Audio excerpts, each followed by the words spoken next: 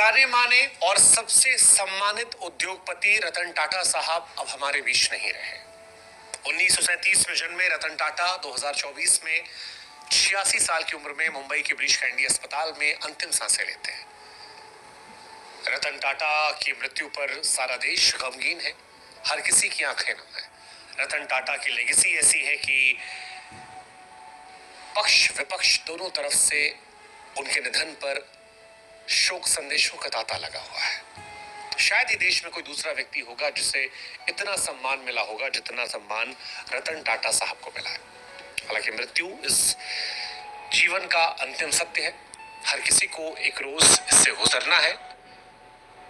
लेकिन रतन टाटा के ना रहने पर एक सवाल उठ रहा है कि कौन बनेगा टाटा का उत्तराधिकारी, किसके हाथ जा सकती है 3800 करोड़ के साम्राज्य की कमान।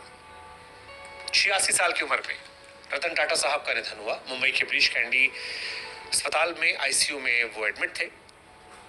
रतन टाटा केवल अपने कारोबार के लिए नहीं बल्कि अपने उस दान करने वाले दानवीर व्यक्ति के तौर पर भी जानने आते थे। उद्योगपति रतन टाटा की पहचान एक समाज सेवी की रही है। टाटा ग्रुप के साम्राज्य को दिन दुगना रात चौगुना करने में रतन नवल टाटा का बहुत बड़ा हाथ रहा है। उनकी लीडरशिप में टाटा सन्स ने नई ऊंचाइयों को छुआ, देश दुनिया में कारोबार तेजी से फैलाया। टाटा ट्रस्ट के जरिए देश को आगे बढ़ाने, गरीबों के जीवन स्तर को बेहतर बनाने के लिए रतन टाटा ने कई काम किए। टाटा को लाइमलाइट की दुनिया से दूर रहने, सादा जीवन, उच्च विचार वाली जिंदगी के लिए जाना जाता है। लेकिन अब जब सवाल उनके उत्तराधिकारी का हो रहा है, क्योंकि रतन टाटा की शादी तो हुई नहीं थी, इंडिया चाइना वॉर के चलते उनकी शादी रह गई थी, उनका कोई संतान नहीं है, उनके उत्तराधिकारी को लेकर चर्चाएं कई हैं। 3800 करोड़ के विशाल साम्राज्य को कौन संभालेगा, कौन टाटा एम्पायर की देखरेख करेगा, इस सवाल के कई जवाब है। टाटा ग्रुप में उत्तराधिकारी को लेकर पहले से योजनाएं बन रही हैं। एन चंद्रशेखरन ने टाटा सन्स के चेयरमैन पद पर 2017 से है। इसके अलावा टाटा ग्रुप की अलग अलग होल्डिंग कंपनियों में परिवार के दूसरे लोग भी हैं जो आगे आने वाले समय में अलग अलग जिम्मेदारियां निभा सकते हैं। कई नाम है, जैसे सबसे आगे नाम है नोएल टाटा का। टाटा ग्रुप के संभावित लीडर्स में सबसे मजबूत दावेदार नोएल टाटा है।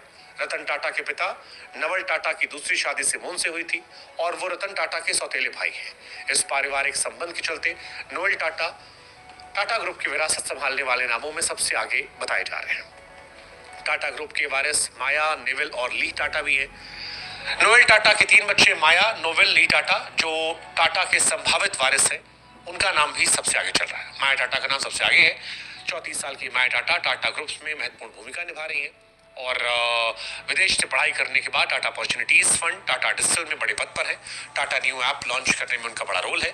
अपने विजन और बेहतर रणनीति के चलते वो एक प्रमुख दावेदार में है।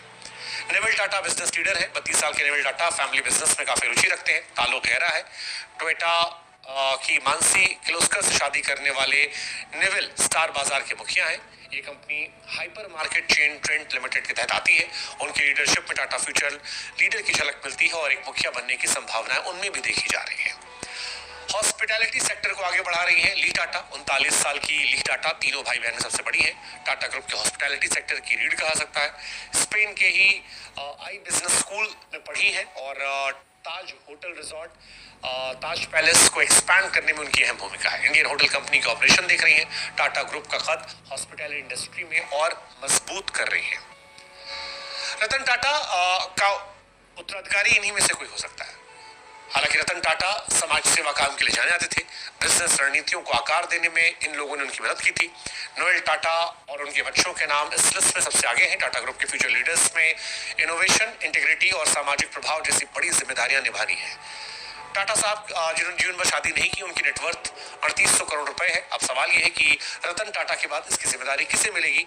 इन्हीं में से कोई नाम होगा जो शायद उस जिम्मेदारी को संभालेगा। लेकिन रतन टाटा साहब का जाना हम सब के लिए दुखद, गमगीन करने वाला विषय है, क्योंकि टाटा साहब कोई इंडस्ट्रियलिस्ट सिर्फ नहीं थे, बिजनेसमैन नहीं थे, एक आइकन थे, एक ऐसे व्यक्ति थे